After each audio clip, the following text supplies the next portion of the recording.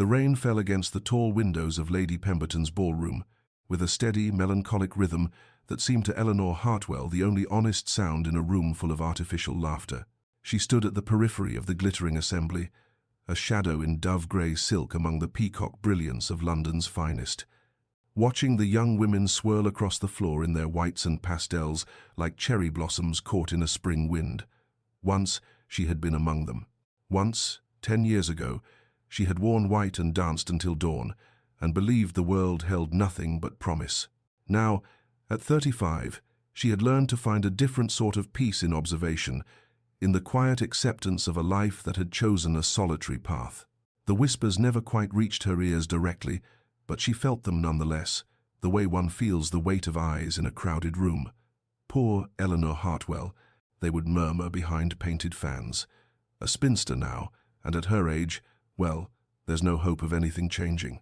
She had stopped minding, mostly. There was a strange freedom in being dismissed, in no longer bearing the burden of expectation. She sipped her champagne and allowed herself a small private smile as young Miss Weatherby stumbled through a quadrille, her face flushed with embarrassment and determination. Youth was so earnest, so certain that every misstep mattered enormously. Eleanor had learned that very little mattered as much as one believed in the moment. The ballroom doors opened with a gust of damp air that set the candles flickering, and the quality of sound in the room changed instantly. Conversations faltered, laughter caught in throats. The orchestra seemed to play a measure behind itself. Eleanor glanced up and felt something in her chest constrict, a sensation she had thought herself long past feeling. Julian Blackwood, Duke of Ashford, stood in the doorway like a dark prophecy made flesh. He wore black superfine, his cravat severe and perfectly tied, his expression, the one that had earned him his reputation, cold, assessing, utterly devoid of mercy. Society called him ruthless, and society, for once, was not engaging in hyperbole. He had destroyed 3 competitors in the shipping trade just last year and reduced a rival's fortune to dust with a series of calculated maneuvers that left even hardened businessmen shaking their heads in reluctant admiration and fear. He never smiled, he never danced. He attended these gatherings rarely, and when he did, it was with the air of a man observing insects under glass. His eyes swept the ballroom with that characteristic dismissive efficiency, passing over debutantes and dowagers alike, and then impossibly, inexplicably, they stopped. On her. Eleanor's breath caught.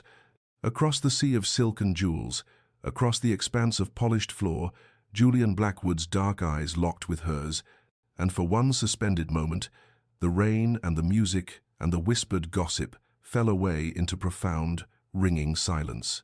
But before our lover's fate is revealed, subscribe so you never miss a chapter of romance and scandal, and tell us in the comments, where are you watching from? Now, let's begin. 10 years ago, Eleanor had been 25 and engaged to marry Thomas Whitmore, a gentleman of modest fortune and immodest kindness, whose smile had been warm as summer, and whose plans for their future had included a small estate in Derbyshire and a library he promised to fill with all her favourite volumes. She had loved him with the straightforward affection of a woman who believed love was meant to be comfortable, companionable, safe. Julian Blackwood had been present in her life then, though always at a distance, a friend of her late father's, nearly a decade her senior, quiet and watchful at dinner parties, offering polite conversation that never strayed beyond the bounds of propriety. She had thought nothing of the way his eyes sometimes followed her across a room, had attributed his occasional visits to her father's study to business matters or masculine fellowship. He had been simply there, a fixture, unremarkable except for an intensity that occasionally flickered behind his reserved manner like lightning behind clouds. Thomas had died 3 weeks before their wedding, thrown from his horse on a morning ride, his neck broken before he hit the ground. The world had ended for Eleanor in the span of a heartbeat. She had retreated from society as one retreats from a fire, instinctively, completely, finding refuge in her small inheritance and smaller house, where the walls did not echo with congratulations for a wedding that would never occur. Well-meaning friends had told her time would heal, that she was young enough to marry again, that Thomas would have wanted her to find happiness. She had nodded and served them tea and never invited them back. Solitude became her companion, books her solace, and the years passed with surprising swiftness when one expected nothing from them. What she had not known, what no one had known, was that Julian Blackwood had transformed in those same years into something society barely recognized. The quiet, reserved man who had managed his estates with competent dignity became a force of calculated destruction in the world of business and finance. He acquired companies with surgical precision, dismantled competitors with cold efficiency, built an empire on the rubble of other men's ambitions. Society whispered that he had no heart, that something essential had been carved out of him, leaving only ambition and ice. Eligible women pursued him for his title and fortune, but he rebuffed every advance with such arctic dismissal that eventually they stopped trying. Matchmaking mamas learned to steer their daughters away from the Duke of Ashford, who clearly preferred his ledgers to any living woman. He attended society events rarely, smiled never, and conducted himself with the warmth of a January frost. No one could identify the moment of his transformation, could not point to a specific tragedy or loss that had turned him from man to marble. He had simply changed, as autumn changes to winter, inexorably and completely. And no one, not his closest associates, not the society gossips who made it their business to know everything, could explain why a duke of his standing, his wealth, his position, remained so resolutely, almost defiantly, unmarried. He moved through the crowd with the deliberate grace of a man accustomed to people stepping aside, and they did, conversations dying in his wake like flowers touched by frost. Eleanor's instinct was to retreat, to slip away through the doors that led to the terrace, but something pride, perhaps, or simply the paralysis of shock kept her fixed in place as Julian Blackwood crossed the ballroom toward her with single-minded purpose. She had not spoken to him in years, had seen him only at a distance at perhaps 3 social gatherings in the past decade, and each time she had been struck by how thoroughly he had become a stranger, how completely the man she vaguely remembered from her father's study had been replaced by this cold, forbidding figure. He stopped before her and bowed with impeccable formality, his dark eyes never leaving her face. "Miss Hartwell," he said, and his voice was exactly as she remembered it, low and measured, though something beneath the careful control made it vibrate with tension. "Your Grace," she replied, curtsying, her heart beating an irrational rhythm against her ribs. The silence stretched between them, while the entire ballroom watched with barely concealed fascination. Julian seemed utterly indifferent to their audience, his attention focused on Eleanor with an intensity that felt almost physical. "I hope you are well," he said, and the mundane words sounded strange in his mouth, as though he were speaking a foreign language. "I am, thank you. And you?" The formality was absurd, stilted, yet neither seemed capable of breaking through it to something more natural. "Well enough." Another pause, and then, with the air of a man stepping off a cliff, he continued, "I wonder if I might have permission to call upon you, Miss Hartwell, at your home, at your convenience." The collective intake of breath from the surrounding crowd was audible even over the orchestra. Eleanor felt heat rise to her cheeks, felt the weight of 100 curious eyes. "I, Your Grace, I don't understand. We are barely acquainted, and we were acquainted once," he interrupted, something fierce flashing in his expression before he controlled it. "I knew your father. I knew you before." He did not finish the sentence, but she understood his meaning. Before Thomas died, before she retreated from the world, before everything ended. "That was a long time ago," she said quietly, aware of how inadequate the words were, how they failed to encompass the gulf of years and grief between then and now. "Yes," he agreed, his jaw tightening. "It was." He seemed to be waging some internal battle, his hands clenched at his sides. "I am asking permission to renew our acquaintance, Miss Hartwell. I would consider it a great honor if you would receive me." Eleanor's confusion deepened into something approaching alarm. This made no sense. A duke, particularly this duke, did not seek out the company of 35-year-old spinsters with neither beauty nor fortune to recommend them. "Your Grace, I cannot imagine what purpose." "I have waited long enough," he said, and the words carried such weight, such barely restrained emotion, that Eleanor felt her breath catch. "Please, Eleanor, allow me to call upon you." The use of her Christian name, spoken so quietly that perhaps only she heard it, decided her. Against all reason, against every instinct of self-preservation that warned her this could only lead to confusion and pain, she heard herself say, "Very well, Thursday afternoon, if that suits you." The relief that crossed his features was so profound, so unguarded, that for a moment she glimpsed something beneath the ruthless facade, something raw and desperate and entirely human. Thursday arrived with unseasonable warmth, sunlight streaming through Eleanor's modest sitting room, windows and illuminating every worn corner, every faded cushion, every evidence of genteel poverty that she had learned to ignore, but now saw with painful clarity through the eyes of an expected guest. When the knock came at precisely 3 o'clock, her housekeeper, Mrs. Davies, showed the Duke of Ashford into the small room, where he seemed immediately too large, too vital, his presence overwhelming the delicate furniture and pale wallpaper like a hawk in a canary's cage. He carried a package wrapped in brown paper, which he presented to her with a stiff bow. "I thought you might appreciate these," he said, and when Eleanor unwrapped the parcel, her hands stilled. 3 volumes, leather-bound and clearly expensive first editions of poetry. She had once mentioned loving in a conversation so long ago she had forgotten it herself, though apparently he had not. "Your Grace, these are far too valuable, I cannot possibly. They are a gift between friends," he said firmly. "Your father once told me you read Milton's Paradise Lost 7 times one summer. I thought perhaps you might enjoy having your own copy, rather than relying on lending libraries." She had been 16 that summer, consumed with questions of destiny and free will that the epic poem had seemed to address. That her father had mentioned this to Julian, that Julian had remembered across nearly 20 years, created a strange ache in her chest. "Thank you," she said quietly, running her fingers over the embossed leather. "This is extraordinarily thoughtful." They sat, and Eleanor poured tea with hands that were steadier than her racing thoughts.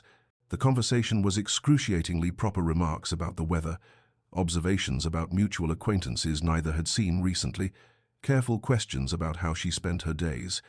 Julian sat with perfect posture on her small sofa, holding his teacup with a delicacy that seemed at odds with his reputation for ruthlessness. And Eleanor found herself watching his hands, noting how they trembled almost imperceptibly, how his knuckles were white with tension. When he reached for the teapot to refill his cup, the slight shake of his fingers made the china rattle softly, and he set it down quickly, color rising along his sharp cheekbones. He was nervous, she realized with astonishment. This man who faced down opponents in business without flinching, who was said to negotiate million-pound contracts with ice in his veins, was nervous in her shabby sitting room, drinking mediocre tea and making stilted conversation about whether the spring had been wetter than usual. The realization did something to her own anxiety, softened it somehow, made her feel less like a specimen under examination and more like a fellow participant in this strange, uncomfortable dance. "I should take my leave," he said after precisely 30 minutes, rising with obvious reluctance. "I would not wish to overstay welcome on a first visit." "You have been a perfect guest, Your Grace," Eleanor said, and meant it, despite or perhaps because of the awkwardness. At the door he paused, seeming to wrestle with words he could not quite speak. "May I call again?" he finally asked, "if it would not be an imposition." "You may," Eleanor heard herself say, and watched something like relief smooth the tension from his features. That night, Eleanor lay awake in her narrow bed, turning the visit over in her mind like a puzzle whose pieces would not fit together no matter how she arranged them. What did he want? What purpose could these visits possibly serve? And why, after years of silence, had he suddenly appeared in her life with his expensive gifts and trembling hands and eyes that watched her as though she were something precious he feared might disappear? Weeks passed, and Julian Blackwood arrived at Eleanor's door every Tuesday and Friday afternoon with the regularity of the tide, always precisely at 3 o'clock, always staying exactly 30 minutes, always bringing some small gift, a volume of poetry, a rare edition of essays, once an exquisite set of watercolors, when he learned she had taken up painting to occupy her solitary hours. They spoke of literature and philosophy, of books they had read and ideas they had pondered, and gradually the stilted formality began to ease into something more natural, though Julian remained always proper, always careful to maintain the exact distance propriety required. He never touched her beyond the brush of fingers when handing her a teacup, never allowed his gaze to linger too long, never said anything that could not have been overheard by the most exacting chaperone. And yet there was something in the way he listened when she spoke, as though every word she uttered was sacred text requiring careful study, something in the way he seemed to breathe differently in her presence that made Eleanor feel seen in a way she had not felt since Thomas died, perhaps in a way she had never felt at all. Society, naturally, was ablaze with speculation. Eleanor heard the whispers through her sister Claire, who arrived one Tuesday morning with her face set in lines of sisterly concern and determination. "You must tell me what is happening between you and the Duke of Ashford," Claire said without preamble, settling herself on Eleanor's sofa with the air of one prepared for a lengthy interrogation. "Everyone is talking about his visits. Eleanor, do you understand what manner of man he is?" Eleanor set down her teacup with measured calm, though her heart had begun to beat faster. "He is a gentleman who calls upon me for conversation. There is nothing scandalous in that. He destroys business rivals without mercy," Claire said bluntly. "Lord Pembroke lost everything to him last year, everything, Eleanor. His estate, his investments, all of it, because he dared to compete with Ashford in some shipping venture. The man was ruined so thoroughly he had to flee to the continent. And there are others, a dozen others who have learned too late, that crossing the Duke of Ashford is tantamount to signing one's own financial death warrant." Eleanor felt a flicker of something defensive rise in her chest. "Business is not drawing-room conversation, Claire. Men compete, and some lose. That does not make the victor a villain. But the way he does it, Eleanor, with such cold calculation, such absolute lack of compassion, they say he feels nothing, that he is incapable of normal human warmth." Claire leaned forward, her eyes searching her sister's face. "Why would such a man suddenly develop an interest in you? What could he possibly want?" The question stung. Though Eleanor knew her sister meant no cruelty, it was simply the logical inquiry anyone would make. What would a wealthy, titled duke want with a penniless spinster, a decade past her prime? "I do not know what he wants," Eleanor said quietly, "but he has been nothing but courteous and kind in my presence. Perhaps, Claire, people are more complex than their reputations suggest. Perhaps the ruthless duke is simply a man who is lonely, as I am lonely, and finds some comfort in conversation with someone who expects nothing from him." Claire's expression softened. "Oh, Ellie, please be careful. I could not bear to see you hurt again." After her sister left, Eleanor sat in the afternoon stillness and asked herself the question she had been avoiding for weeks. Why did she feel drawn to Julian Blackwood? He was severe, guarded, wrapped in a reputation for coldness that apparently was well earned.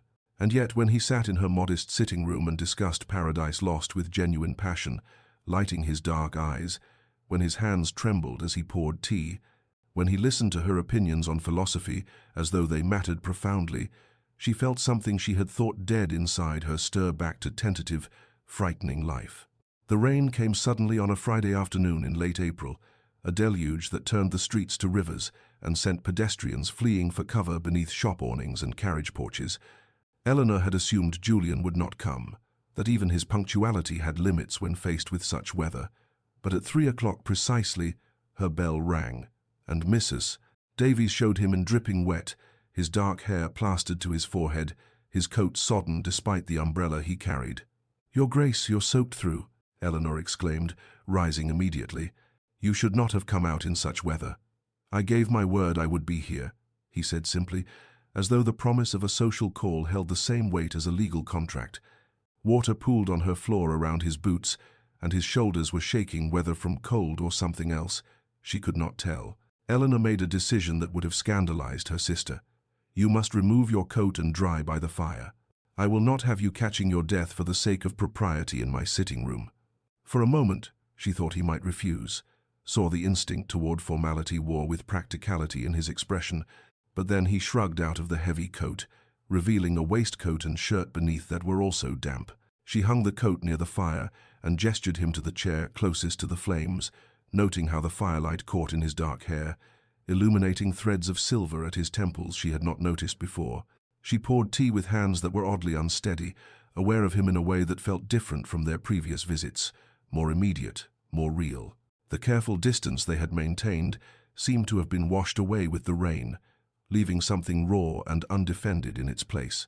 "Do you ever feel," Julian said suddenly, his voice low, "as though you are living in a house with 100 rooms, and every single one of them is empty?" Eleanor stilled, the teapot suspended over his cup. He was staring into the fire, his profile sharp, and somehow defeated in the flickering light. "I have a vast estate," he continued, as though unable to stop now that he had begun. "Ashford Manor has 47 rooms. I have walked through all of them, and the silence is so profound, it feels like a physical presence. I have everything a man could want: wealth, position, power, and it all echoes with emptiness." She set down the teapot carefully, her heart aching with recognition. "Yes," she said softly, "I know exactly what you mean. This house has only 6 rooms, but each one is just as empty. Sometimes I speak aloud simply to hear a voice, even if it is only my own." He turned to look at her then, and something in his expression cracked open, revealing depths of loneliness that mirrored her own. "How do you bear it?" he asked, and she heard genuine need in the question, as though her answer might provide salvation. "I read," she said. "I paint. I walk in the park and watch families and tell myself I have found peace in solitude. And some days I even believe it. And other days? Other days I feel as though I am disappearing, bit by bit, until someday I will simply fade away entirely and no one will notice I'm gone." A smile touched his lips, then the first genuine smile she had seen from him, sad and beautiful and entirely human. "You could not possibly disappear, Eleanor. You are far too vivid for that." The use of her Christian name should have alarmed her, but instead it felt like a gift, an intimacy earned through shared confession. She handed him his teacup, and their fingers brushed, and the contact sent warmth racing up her arm that had nothing to do with the hot china. His eyes held hers, and for a suspended moment, the rain and the fire and the empty rooms of their separate lives all fell away, leaving only this: 2 lonely people finding each other across the wreckage of unlived years. The following Tuesday, Julian presented his invitation with uncharacteristic hesitancy, his words carefully chosen as though he feared refusal. "I am hosting a garden party at Ashford Manor on Saturday. It is primarily a business obligation investors and associates I am compelled to entertain, but I would be honored if you would attend. I realize it is presumptuous to ask, and you would be perfectly justified in declining, but I confess I find these gatherings nearly unbearable, and your presence would make the afternoon infinitely more tolerable." Eleanor's first instinct was refusal. The thought of appearing at a ducal estate among society's finest, of being scrutinized and whispered about, of standing in her shabby best among women dripping in silks and jewels, filled her with something approaching panic. But Julian was watching her with such barely concealed hope, such vulnerability in his usually guarded expression, that she found herself saying yes before caution could intervene. The days until Saturday passed in a blur of anxiety and preparation. Eleanor stood before her wardrobe with growing despair, knowing that nothing she owned was remotely suitable for a garden party at a duke's estate. Finally, she chose her least faded day dress in pale lavender, purchased years ago for some long-forgotten occasion, and told herself that dignity mattered more than fashion, that she would hold her head high, regardless of how she appeared beside the peacocks of society. Claire arrived Saturday morning to help with her hair, styling it in a manner more elaborate than Eleanor's usual simple knot, weaving in a ribbon that matched her dress. "You look beautiful, Ellie," her sister said softly, and Eleanor saw tears in Claire's eyes. "I have not seen you take such care with your appearance in 10 years. Whatever is happening between you and the Duke, it has brought you back to life." The carriage Julian had sent arrived promptly at noon, and as it carried Eleanor through increasingly grand neighborhoods toward the outskirts of London, her anxiety mounted with each passing mile. Ashford Manor, when it came into view, stole her breath, a magnificent Palladian structure of honey-colored stone that seemed to glow in the afternoon sun, surrounded by grounds so extensive she could not see where they ended. Liveried servants lined the drive, and guests in their finest promenaded across manicured lawns, with champagne flutes catching the light like diamonds.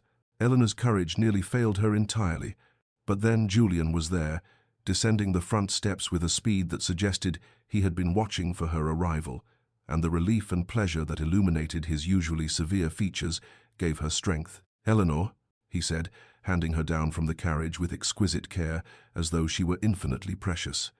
"Thank you for coming. May I show you the gardens before we join the others?" She nodded, unable to speak past the tightness in her throat, and he offered his arm with such pride in his home, pride in having her there, that she felt some of her anxiety ease. He led her past the main gathering toward a walled garden she had not noticed from the drive, and when he opened the iron gate, Eleanor stopped breathing.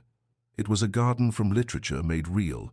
Roses climbed trellises like those in Shakespeare's sonnets, arranged exactly as the bard had described them. Milton's flowers of all hue bloomed in careful profusion. The daffodils beside the lake from Wordsworth danced in a manufactured breeze near a small ornamental pond. Every plant, every arrangement, every carefully chosen specimen represented some literary reference, some poem or novel, a garden designed by someone who knew literature as deeply as she did. "Julian," she whispered, turning to him with wonder in her eyes. "When did you create this?" His expression was unreadable, intense. "I began planting 10 years ago," he said quietly. "I have added to it each year since. 10 years. The words hung between them, heavy with unspoken meaning, and Eleanor felt the world tilt beneath her feet. Eventually they could no longer avoid the main gathering, and Julian led Eleanor through the gardens toward the lawn, where his guests congregated in clusters of expensive fabric and entitled laughter. She felt their eyes immediately, felt the weight of curiosity and judgment, as conversations faltered and reformed around the question of who she was and why the Duke of Ashford escorted her with such attentive care. Julian seemed entirely indifferent to the whispers, keeping Eleanor's hand tucked firmly in the crook of his arm, introducing her to investors and business associates with a formality that brooked no disrespect. He brought her champagne and small delicacies from the refreshment tables, stood close enough that his presence formed a shield between her and the more predatory gazes of society's gossips, and never once left her side. Eleanor had begun to relax slightly, had allowed herself to believe she might survive the afternoon with dignity intact, when the Countess of Wexford materialized before them with a smile that held all the warmth of a January frost.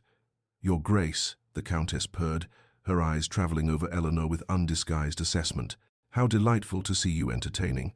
And Miss Hartwell, is it not? How brave of you to venture out among us. I confess I had quite forgotten you still resided in London.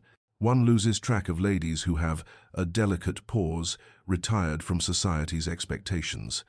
The implication was clear, the insult wrapped in silk but sharp as any blade. Eleanor felt heat rise to her cheeks, felt herself shrinking instinctively from the casual cruelty. But before she could formulate a response, Julian spoke, and his voice carried the same cold precision she imagined he used to dismantle business rivals. "The Countess of Wexford," he said, each word falling like ice, "is apparently unaware that true ladies never retire from society, only those of insufficient substance fade from notice. Miss Hartwell chose solitude, which demonstrates wisdom. You, Lady Wexford, chose your current husband after being refused by 3 others, which demonstrates desperation. The distinction is significant." The Countess's face went white, then mottled red. "Your Grace, I hardly think." "No," Julian interrupted, his eyes flat and merciless. "You clearly do not think, which is why your family's investments have failed so spectacularly these past years. I suggest you return to your husband, who is, I notice, currently cornering Lord Pemberton's young daughter by the rose arbor in a manner that borders on harassment, and remind him that I hold the note on your London house. It comes due in 6 months, and whether I extend that note depends entirely on whether your family demonstrates better judgment in the future, starting with how you address Miss Hartwell." The Countess fled, her retreat barely shy of a run, and several nearby guests suddenly discovered urgent business elsewhere. Eleanor stood frozen, her heart hammering, watching Julian's profile as he smoothly handed her a fresh glass of champagne, as though nothing extraordinary had occurred.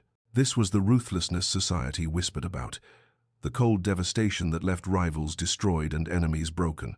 But it had been deployed in her defense, used to protect rather than to conquer, and Eleanor felt something shift fundamentally in her chest.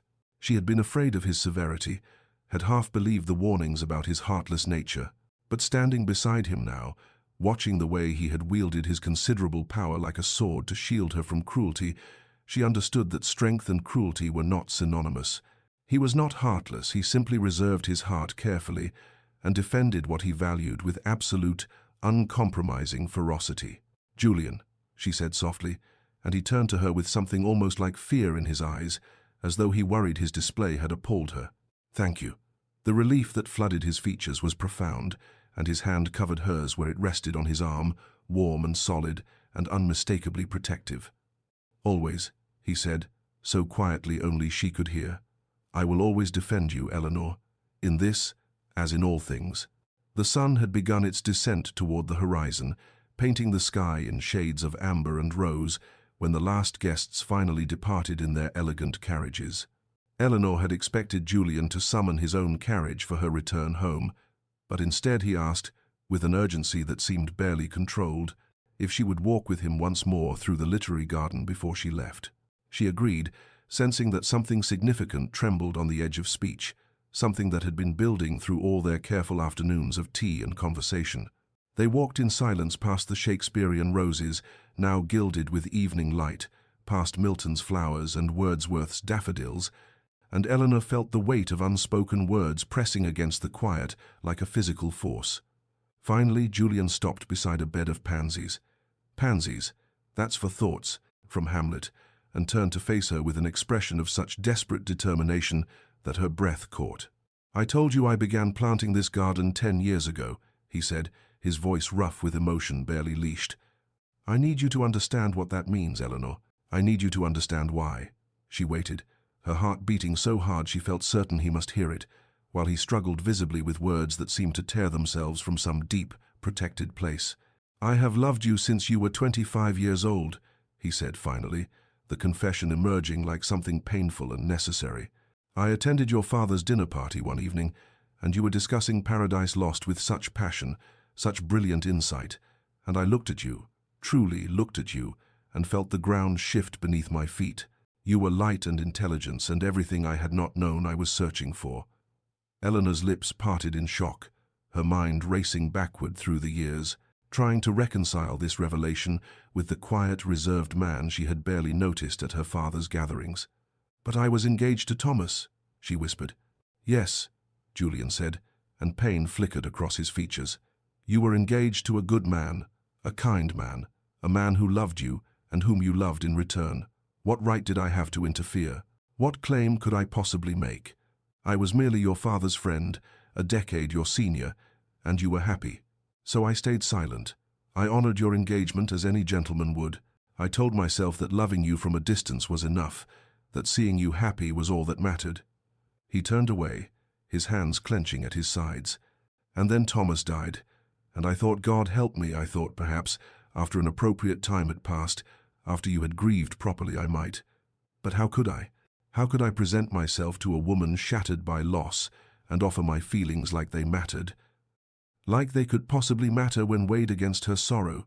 You needed time, Eleanor, time to heal, time to grieve without pressure or expectation. So I stayed away. I traveled to the continent for months at a time. I buried myself in business because work was the only thing that could distract me from the constant awareness of your absence." Eleanor felt tears beginning to slip down her cheeks, her mind struggling to comprehend the enormity of what he was revealing. "How long?" she asked. "How long did you intend to stay away?" His laugh was bitter, self-mocking. "Forever, perhaps, or until I could master these feelings and bury them so deeply they would never surface. I told myself I was being noble, allowing you your solitude. But this year," his voice broke slightly, "this year I turned 45, and I realized I was spending my life waiting for a perfect moment that would never arrive. That if I did not act now, I would die having never told you the truth, having never given you the choice of whether my love was something you could possibly want." Eleanor's legs felt suddenly unsteady, and she reached out to grasp the stone wall that bordered the garden path, needing its solidity to anchor her to reality. 10 years, 10 years, she said, her voice barely audible. "Julian, you have waited 10 years, loving me in silence, while I thought myself forgotten by the world, invisible, worthless." The anguish in her words seemed to strike him physically. He moved toward her, then stopped himself, maintaining that careful distance even now. "You were never invisible to me, Eleanor.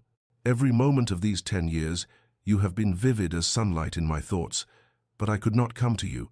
I did not know how to come to you without causing more pain."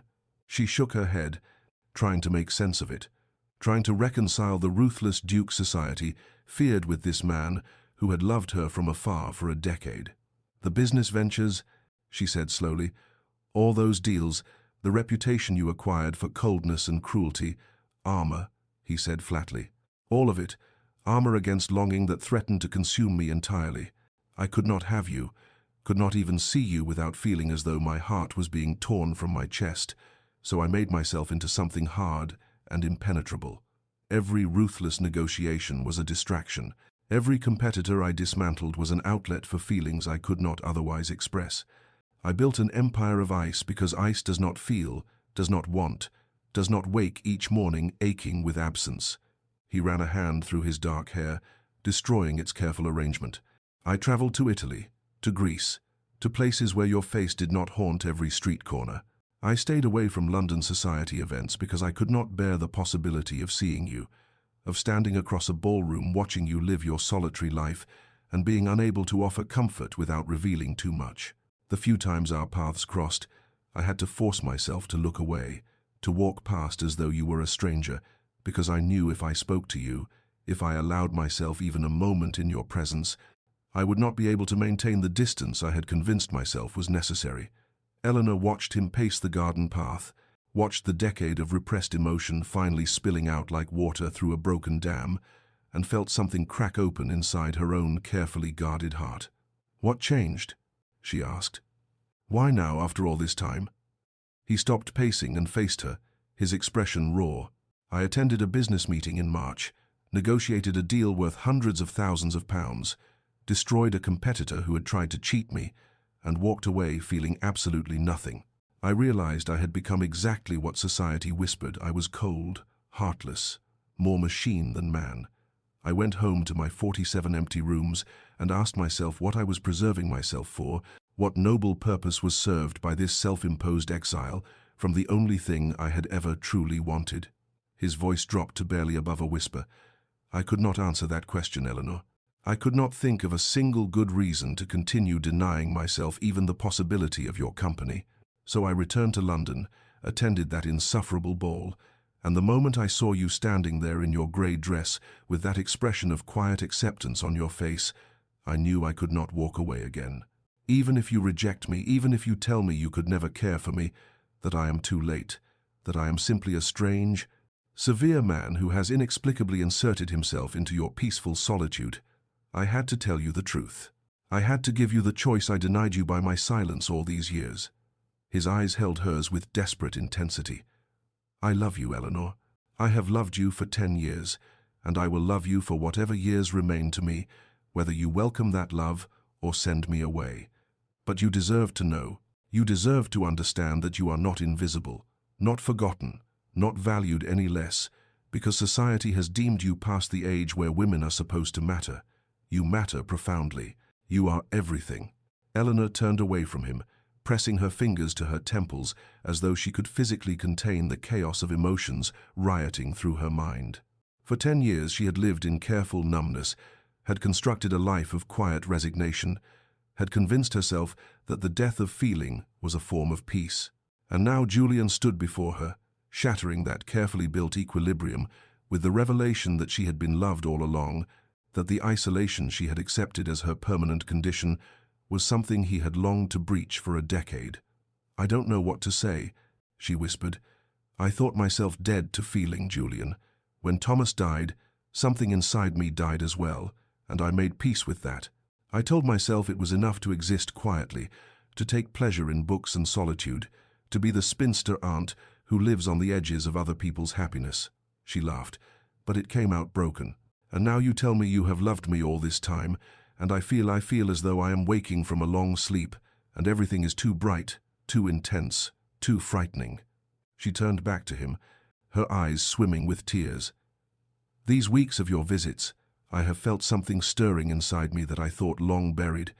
When you arrive at my door, my heart beats faster.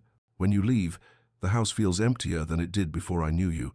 When you defended me today against the Countess, I felt something fierce and warm and terrifying, and Julian, I am afraid. I am 35 years old, past the age where women are supposed to feel such things, past the age of romance and passion, and all those beautiful, foolish emotions that belong to youth." His response was immediate and fervent, crossing the space between them with 2 long strides. Though he still did not touch her, his hands clenched at his sides, as though it required all his control to maintain even that small distance. "You are exactly the right age," he said, his voice rough with intensity. "You are not too old or too settled or too anything. You are Eleanor intelligent, perceptive, beautiful Eleanor, and age has nothing to do with the capacity to feel, to want, to love. Society tells women they expire like produce at 30, that they become irrelevant and undesirable, but society is composed of fools and cowards who cannot see what is before them. I see you. I have always seen you, and you are magnificent." The tears came then, the first Eleanor had cried in years, rolling down her cheeks in hot streams that she could not control. She had wept when Thomas died, brief, bitter tears that had dried quickly into resignation, but these were different. These were tears that came from some deep, locked place inside her that was finally, painfully opening. "I don't know if I can do this," she said through her tears. "I don't know if I remember how to let someone close, how to trust that happiness is possible, how to believe that I deserve—" "You deserve everything," Julian interrupted, and though he did not touch her, his longing was so palpable she could feel it like heat from a fire. "You deserve to be cherished and valued and loved, with the whole devotion of a man who has thought of nothing but you for a decade. I am not asking you to give me an answer now, Eleanor. I am not asking you to return feelings you may not have or cannot access after so many years of protecting yourself. I am simply asking you to know the truth, that you are loved, that you have always been loved, that even if you send me away, you will carry into your future the absolute certainty that you matter profoundly to at least one person in this world." She looked at him through her tears, at this severe, ruthless man who was offering her his heart with such desperate gentleness, and felt something shift irrevocably inside her chest. She was not ready to name what she felt, not yet, but it was there, a seed of possibility planted in soil she had thought permanently barren, fragile and terrifying, and impossibly, frighteningly alive. Autumn arrived with its gentle melancholy, painting London in shades of gold and amber, and Eleanor found herself transformed in ways both subtle and profound. Julian's visits continued with their established regularity, but the careful distance they had maintained began to soften by degrees, like ice yielding slowly to spring. They spoke for hours now, conversations ranging far beyond the safe topics of weather and books, into philosophy and theology, into confessions about life's disappointments and unfulfilled dreams, into the kind of intimate discourse that required trust and vulnerability from both participants. Julian told her about his childhood, about a father who valued duty above all else, and a mother who died when he was 12, leaving him alone in those 47 rooms, learning to be a duke before he had finished being a boy.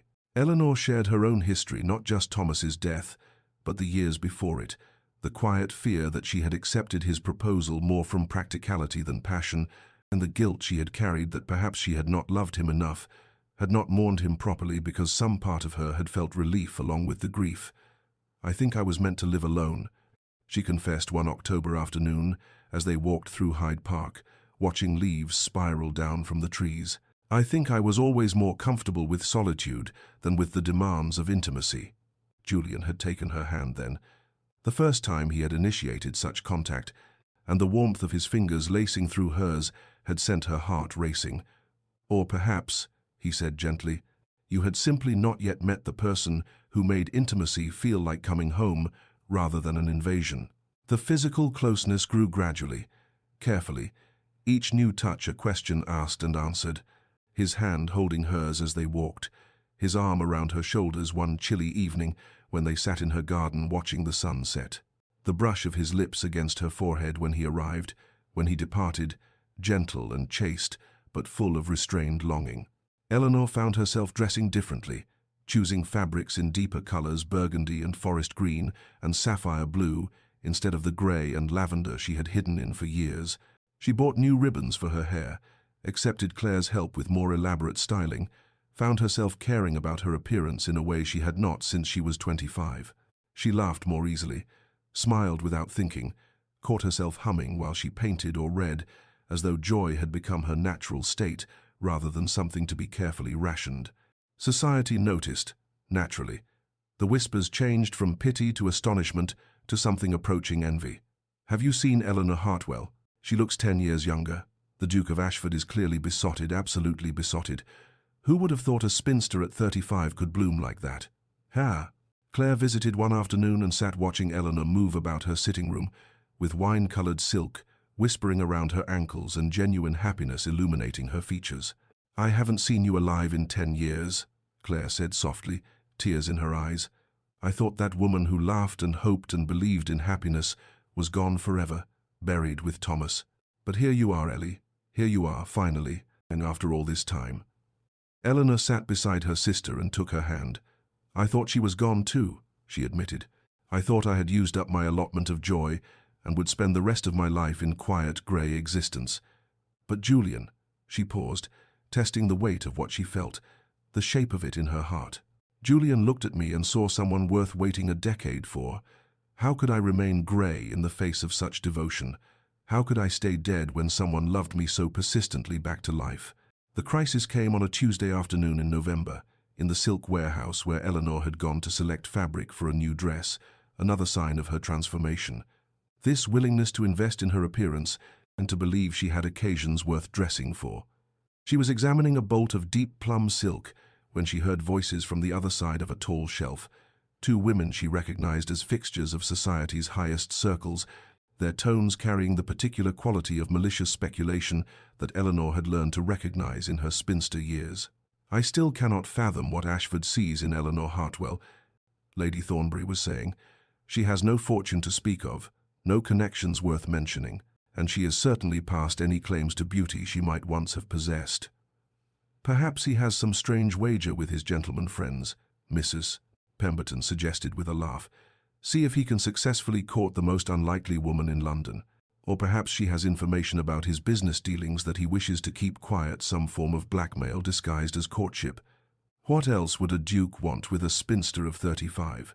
The whole thing is positively peculiar. Mark my words, whatever his reasons, they have nothing to do with genuine affection. Men like Ashford do not fall in love with women like Eleanor Hartwell.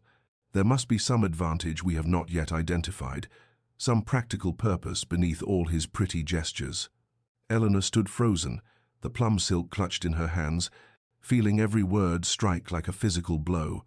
The joy that had been building in her chest for months cracked open, and all her old insecurities came flooding through the certainty that she was unworthy of love, that happiness was not meant for women who had missed their chance, that Julian's attention must have some ulterior motive, because how could it possibly be what he claimed? She left the warehouse without purchasing anything, walked home in a daze, and sat in her sitting room staring at nothing while doubt poisoned every beautiful moment of the past months. The literary garden suddenly seemed like an elaborate manipulation rather than a testament to devotion. His patient courtship became evidence of calculation rather than respect for her healing. Every gift, every conversation, every gentle touch transformed in her mind into pieces of some incomprehensible strategy she was too foolish to perceive. When Julian's card arrived on Friday announcing his usual visit, Eleanor sent it back with a note claiming illness. She could not face him, could not look into those dark eyes and wonder what he truly wanted, what game he was playing with her foolish, resurrected heart. His response came within hours, delivered by a footman who waited for no reply. "Eleanor, what have I done? Please tell me how I have offended you, what misstep I have committed that warrants this sudden withdrawal. I am going mad with worry and confusion. If you need time alone, I will respect that. But please, I beg you, do not shut me out without explanation. Whatever I have done, allow me the chance to make amends. Yours in desperate confusion and devotion, Julian." She read the note 7 times, analyzing every word for hidden meaning, for evidence of the manipulation Lady Thornbury and Mrs. Pemberton were certain existed. But all she could see was distress, genuine and unguarded, the careful control he always maintained, shattered by her unexplained absence. Still, she could not bring herself to respond. The doubt had taken root too deeply, had found purchase in soil that had always been fertile for self-recrimination and fear. She spent the weekend in her empty house, the silence that had once been her refuge now feeling like punishment, and wondered if she had been a fool to believe, even for a few months, that a ruthless duke could truly love a woman society had dismissed as irrelevant. Sunday evening, long past the hour when respectable calls could be made, Eleanor's bell rang with an insistence that suggested the person pulling it would not be denied. "Mrs. Davies appeared at the sitting-room door looking flustered. "Your Grace," I told him the hour was inappropriate, but he insists. Julian pushed past her into the room, his appearance shocking in its disarray. His cravat was loose, his hair disheveled as though he had been running his hands through it repeatedly, his eyes wild with something between anguish and fury. "Leave us," he said to Mrs. Davies, his tone brooking no argument, and the housekeeper fled despite the scandal of leaving them unchaperoned. "Tell me what I have done," Julian demanded without preamble, crossing to where Eleanor sat, frozen in her chair. "Tell me what has happened to make you withdraw from me so completely. I have spent 3 days in absolute torment trying to understand, reviewing every conversation, every gesture, searching for the moment I overstepped or presumed too much. Tell me, Eleanor, I cannot bear this silence." Eleanor stood, wrapping her arms around herself as though she could contain the pain radiating from her chest. "I overheard 2 women talking," she said, her voice barely steady. "At the silk warehouse. They were speculating about why you court me, what advantage you must be seeking, what strange wager or manipulation could explain a duke's interest in a penniless spinster of 35. She forced herself to meet his eyes, to speak the fear that had been eating at her soul.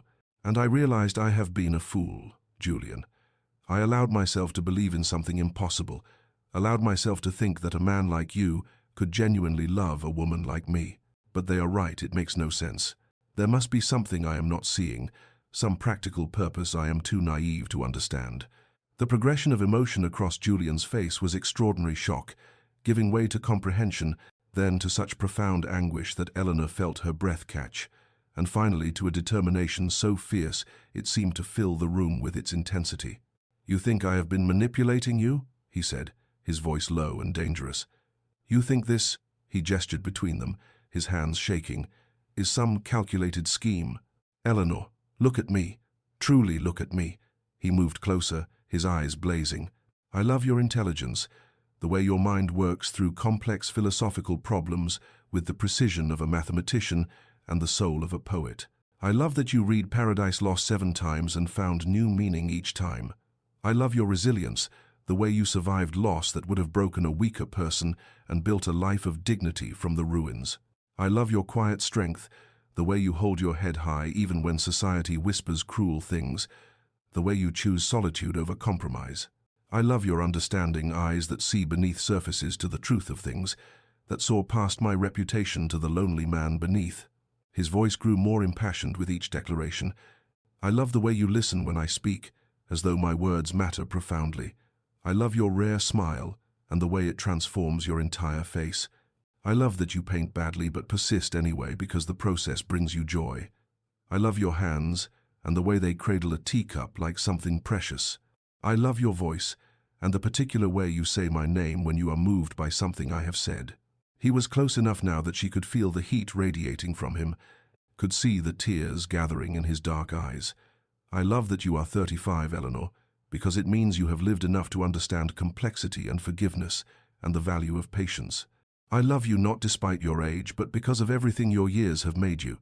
And if you cannot believe that if society's poison has convinced you that you are unworthy of devotion, then society has accomplished what a decade of loneliness could not. It has stolen your capacity to accept the love you deserve." Julian turned away from her, his shoulders rigid with tension, and when he spoke again, his voice was raw with pain that seemed to come from some deep, untouched wound. "There is something I have never told you, something I should have confessed months ago but could not find the courage to speak. I was there the day Thomas died, Eleanor. I was riding in the park that morning, and I witnessed the accident." Eleanor felt the world tilt beneath her feet, her hand reaching out to grasp the back of a chair for support. "What?" she whispered. His horse stumbled in a rabbit hole and threw him. Julian continued, his words coming faster now, as though a dam had broken. "I reached him within moments, dismounted and ran to where he lay. I knew immediately I have seen enough death to recognize it, but he was still conscious, still breathing, and he knew as well as I did that he was dying." He turned back to face her, and the anguish in his expression was so profound Eleanor felt tears beginning to stream down her own cheeks. "He asked for you, called your name, and then, when he understood you were not there, could not be there in time. He looked at me and said, Julian's voice broke, and he had to force the words out through visible effort. He said, "Promise me you will watch over her, Eleanor. Promise me she will not be alone. She tries to be strong, but she is not meant for solitude. Promise me, Blackwood." And I promised. I held a dying man's hand and swore I would watch over his betrothed. The silence that followed was profound, broken only by the ticking of Eleanor's mantel clock and the sound of their ragged breathing. "But the terrible truth," Julian continued, his voice dropping to barely above a whisper, "is that I was already in love with you. Had been for months, though I had never acknowledged it even to myself. Had never allowed myself to truly examine what I felt when I saw you at your father's gatherings. And there I was, holding Thomas Whitmore while he died, making promises to watch over the woman I loved but could never have, and feeling such guilt, such profound, sickening guilt, that I wanted to die myself." He moved closer, his eyes pleading with her to understand. "How could I come to you after that? How could I present myself to a grieving woman and offer comfort when I was in love with her? It felt like the worst sort of betrayal, a violation of the promise I had made to a dying man. So I stayed away. I traveled. I threw myself into business with such single-minded focus that people began to call me ruthless, and I let them, because it was easier to be the cold duke than to acknowledge the truth that I was a man torn between duty and desire, between the promise I had made to Thomas and the longing that consumed me every waking moment." Tears were flowing freely down his face now, his careful control utterly abandoned. "I convinced myself that watching over you meant leaving you alone to heal, that the best way to honor Thomas's last wish was to ensure you had the time and space to grieve without interference. But the truth, Eleanor, the truth I can no longer hide from, is that I stayed away because I was a coward, because I could not trust myself in your presence, because I knew if I came to you, I would not be able to conceal what I felt, and you deserved better than to be pursued by a man who had fallen in love with his dying friend's betrothed." He dropped to his knees before her, his pride completely stripped away. "I am not a good man, Eleanor. A good man would not have loved you while you belonged to another. A good man would not have felt relief mixed with grief when Thomas died. A good man would have fulfilled his promise without wanting so desperately to claim what he was supposed to be protecting. But I am yours completely, irrevocably, regardless of whether you can accept such flawed devotion. I am yours, and I have been yours for 10 years, and I will be yours until I die, whether you send me away or allow me to stay." Eleanor sank to her knees before him, her hands reaching to cup his face, feeling the wetness of his tears against her palms, and suddenly everything that had seemed inexplicable became heartbreakingly clear.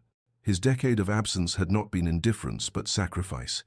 His ruthless reputation had been armor against unbearable longing.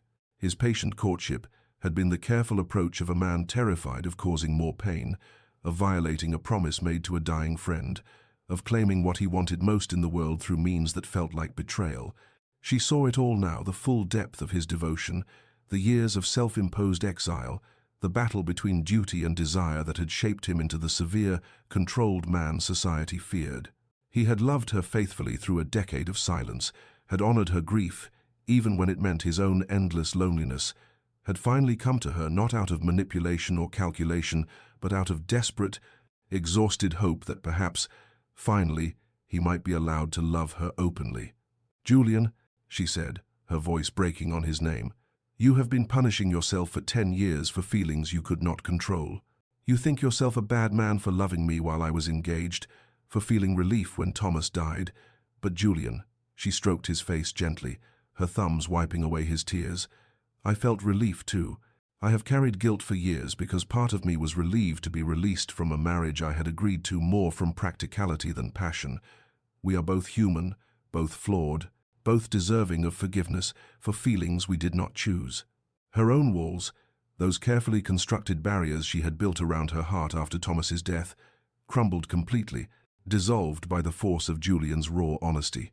"I think I have been falling in love with you these past months," she confessed, the words emerging with the weight of truth too long denied. "When you arrive at my door, everything becomes brighter.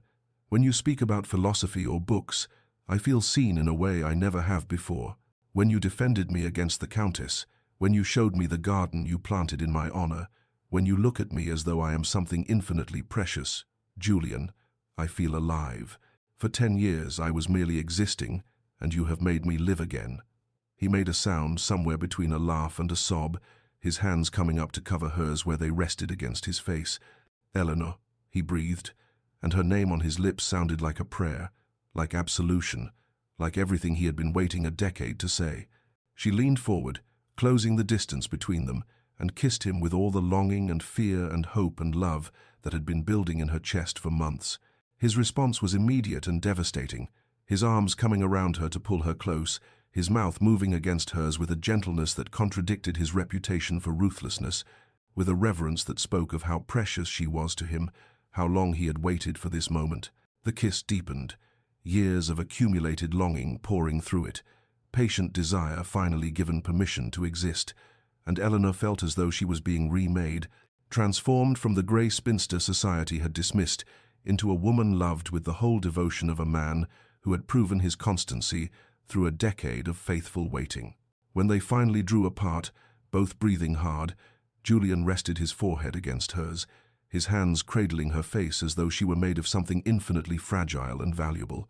"Marry me," he said, and it was not really a question but a plea, a hope, a desperate offering of everything he was and everything he had. "Marry me, Eleanor. Let me spend whatever years remain to us proving that you are loved, that you have always been loved, that the world was wrong about spinsters and age and second chances. Marry me." "Yes," Eleanor said through her tears, the word emerging as half laugh, half sob, pure joy mixed with disbelief that this was real, that she was allowed to have this, that happiness had found her after all these years of quiet resignation. "Yes, Julian. Yes, I will marry you. Yes to everything." The smile that transformed his face was extraordinary, erasing years of severity in an instant, making him look younger and almost boyish despite the silver at his temples.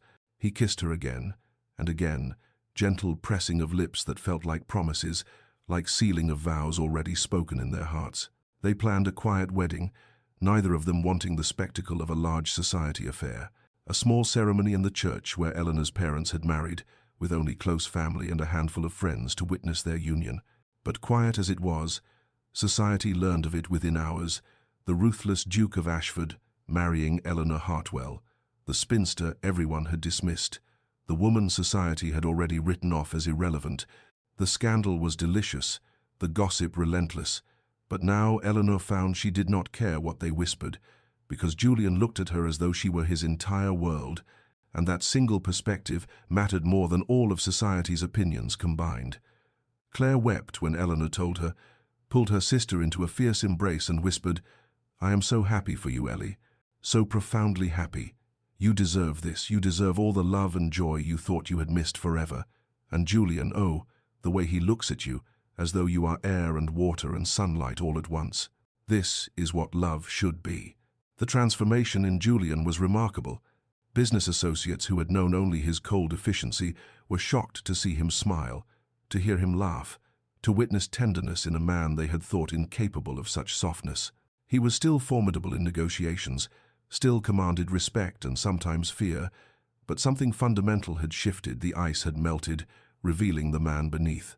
He walked through his 47 rooms at Ashford Manor, preparing them for Eleanor's arrival, ensuring her favorite books were placed in the library, converting a sun-filled chamber into a painting studio, filling vases with flowers, because he had learned she loved fresh blooms. His staff, accustomed to his severe demeanor, watched in astonishment as their employer hummed while reviewing correspondence, as he smiled at random moments. As he spoke Eleanor's name with such tenderness, it transformed the very air around him.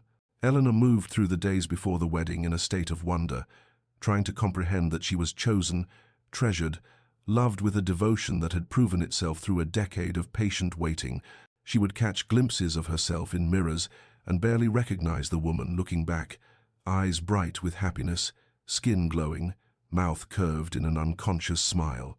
She was 35 years old, and she was blooming like a woman half her age, proving that the heart knows no seasons when it comes to love's capacity to transform. The ruthless Duke of Ashford, the man society feared and competitors dreaded, had been rendered utterly gentle by love for a woman the world had dismissed. And Eleanor Hartwell, the spinster who had thought her life effectively over at 25, was learning that endings were sometimes simply pauses before the most important chapters began. They were both being remade, both discovering that it was never too late to become who they were meant to be, that love cared nothing for society's arbitrary timelines or the labels applied to those who did not follow prescribed paths. In choosing each other, they had chosen life itself, messy, complicated, beautiful life that had waited patiently for them to be ready to embrace it. The wedding took place on a December morning, when frost painted the windows like lace and winter sun streamed through the church's ancient stained glass in jeweled patterns of ruby and sapphire and gold. Eleanor wore deep blue silk, refusing the white that society deemed inappropriate for a woman her age, and carried winter roses that Julian had somehow procured despite the season. Claire stood beside her as witness, and Julian's closest friend from university stood for him, and the small gathering of guests watched as two people who had waited far too long finally claimed their happiness. When it came time for vows, Julian's voice was steady but thick with emotion, his dark eyes never leaving Eleanor's face. "I promise to honor your heart, which I have guarded from a distance for a decade, and will now guard with my life for whatever years we are given. I promise to see you always as you are, brilliant, resilient, worthy of every devotion I can offer. I promise that you will never again doubt your value, or your beauty, or your right to be loved completely. I promise to spend my days proving that waiting for you was not patience but privilege." Eleanor's own vows came through tears she did not try to hide. "I thank you for faithful waiting, for loving me through years when I did not know I was loved, for refusing to give up even when wisdom suggested you should. I promise to trust the love you offer, to believe I am worthy of it even when doubt whispers otherwise. I promise to see past the armor to the tender heart beneath, to honor both your strength and your vulnerability. I promise to live fully, to embrace this second chance with both hands, to prove that it is never too late to begin again." The vicar pronounced them married, and Julian kissed her with a gentleness that made several guests weep, a reverence that spoke of vows deeper than any words could encompass. The wedding breakfast was brief, and then they departed for Ashford Manor, where Julian carried her over the threshold of those 47 rooms that would no longer echo with emptiness. Their wedding night was tender and passionate, and nothing like Eleanor had experienced in her brief engagement to Thomas, whose kisses had been pleasant but never consuming. Julian touched her as though she were infinitely precious and infinitely desirable, his hands trembling slightly as they learned the geography of her body, his whispered devotions more eloquent than poetry. "Beautiful," he murmured against her skin. "You are so beautiful, Eleanor. I have dreamed of this for 10 years, and the reality is more extraordinary than any imagining." She discovered that her body, which she had thought past the age of passion, was capable of desire that left her breathless and demanding. She learned that Julian's control, his famous ruthlessness, dissolved completely in her arms, leaving him vulnerable and open and desperately, beautifully human. They loved each other with an intensity that came from years of denial, from accumulated longing finally given permission to exist, and afterward lay tangled together in the enormous ducal bed, both marveling that they were allowed this, that happiness had not passed them by after all. "Ah, I thought myself beyond this," Eleanor confessed, her head on his chest, listening to his heart beat strong and steady beneath her ear. "I thought women my age were supposed to be past desire, past the capacity for this kind of joy." Julian's arms tightened around her. "We are not too old for anything that matters, my love. We are exactly the right age, old enough to value what we have found, wise enough to protect it, brave enough to embrace it fully, despite what society claims we should feel." She fell asleep in his arms, and in his house that was now her house, and dreamed not of the past, but of the future stretching before them, full of possibility she had thought forever closed to her. 3 years later, Eleanor stood at the window of the morning room at Ashford Manor, watching spring sunlight paint the gardens in shades of green and gold, and marveled at how thoroughly her life had transformed from everything she had believed possible. In the literary garden below, Julian played with their daughters, twin girls born when Eleanor was 37, an unexpected blessing that the physician had called miraculous given her age, but which Eleanor knew was simply proof that life cared nothing for society's arbitrary limitations. Catherine and Margaret, named for poets Julian and Eleanor both admired, toddled through the flower beds with the determined chaos of 2-year-olds, and their father followed with exaggerated concern, catching them when they stumbled, exclaiming over dandelions they presented as though they were rarest orchids. The ruthless Duke of Ashford, whom business rivals still feared and competitors approached with caution, was on his hands and knees in the dirt, making horse sounds while Catherine climbed onto his back, and Margaret shrieked with delighted laughter. Eleanor pressed her hand to the window, her heart so full it felt as though it might burst. Society had called her a spinster at 35, had written her off as a woman whose life was essentially finished, whose purpose had been fulfilled or abandoned, who would fade into quiet irrelevance until death claimed her decades hence. She had believed them, had accepted that narrative as truth, and had made peace with a future of books and solitude, and the slow, gentle diminishment of all possibility. Instead, at 35, her true life had begun. Everything before even her engagement to Thomas, even the years of grief and isolation, had been prologue, preparation for the extraordinary chapters that followed. She had married at 36, given birth to twins at 37, and now at 38, stood in the morning room of a grand estate as a duchess, a wife, a mother, a woman loved so completely that she sometimes had to pinch herself to confirm she was not dreaming. Julian looked up from the garden and saw her watching, and his face transformed with that smile she had learned was reserved only for her and their daughters, the smile that erased all traces of the severe, guarded man he had been before love cracked him open. He waved, and both girls turned to follow his gaze, their chubby hands waving wildly, their voices calling, "Mama, Mama," with the uncomplicated joy of children who knew themselves loved beyond measure. She waved back, tears gathering in her eyes as they so often did these days, not from sorrow but from overwhelming gratitude that life had proven larger, more generous, and more full of second chances than she had dared to imagine.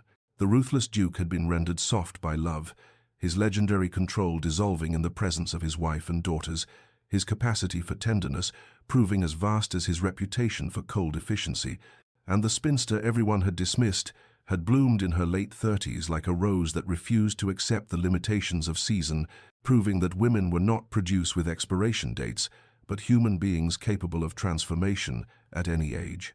Society still whispered sometimes about the unconventional marriage, about Eleanor's age when she married and bore children, about how extraordinary it was that the Duke of Ashford had chosen so unlikely a bride. But Eleanor had learned to hear those whispers as background noise, irrelevant and powerless, against the reality of her happiness.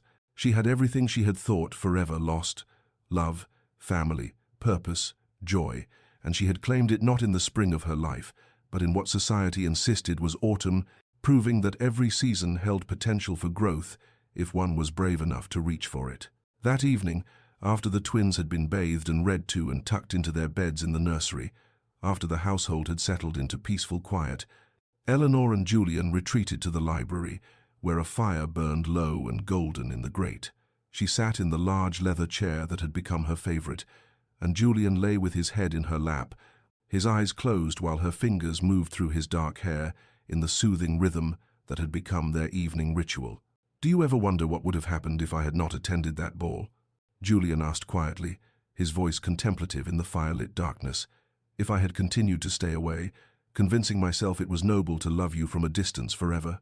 Eleanor's fingers stilled for a moment, then resumed their gentle movement. "I would have lived out my days in that small house, reading books and painting badly and telling myself I was content. And you would have remained in these 47 rooms, growing colder and more ruthless with each passing year, until the man I love now was completely buried beneath armor he could never remove. I am grateful you accepted me," he said, reaching up to capture her hand and press a kiss to her palm. "Despite my decade of silence, despite my cowardice in staying away, despite all the years I wasted that we might have had together, you could have sent me away, and you would have been justified. Instead, you gave me everything." She leaned down to kiss his forehead. "And I am grateful you waited, that you loved me faithfully through years when I did not know I was loved, that you finally found the courage to claim what you wanted. We both needed those years, Julian. I needed time to discover who I was beyond grief and expectation. You needed time to understand that love is not betrayal. We found each other when we were ready." and perhaps that is its own form of perfect timing. They sat in comfortable silence, the fire crackling softly, two people who had learned that happiness often comes not in the expected moments, but in the spaces between, not in youth's passionate certainty, but in maturity's deeper understanding.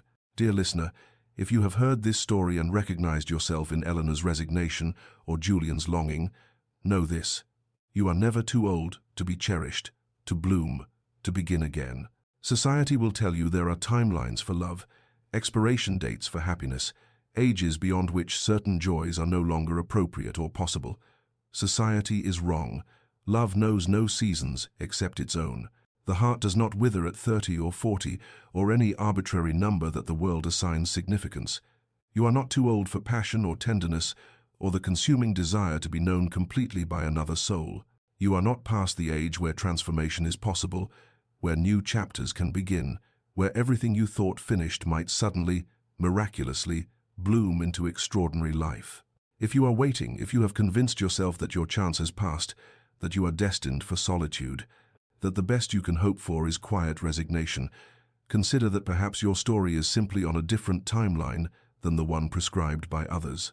Consider that faithful waiting, whether you are the one waiting or the one being waited for, has its own profound value.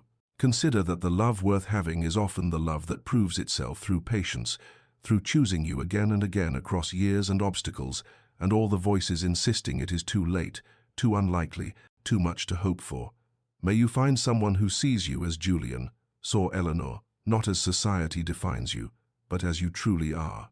May you have the courage to accept love when it arrives, even if it comes at unexpected moments, even if it contradicts everything you have been told about your worth or your possibilities. May you bloom in whatever season you find yourself, refusing to accept limitations others try to impose on your capacity for joy.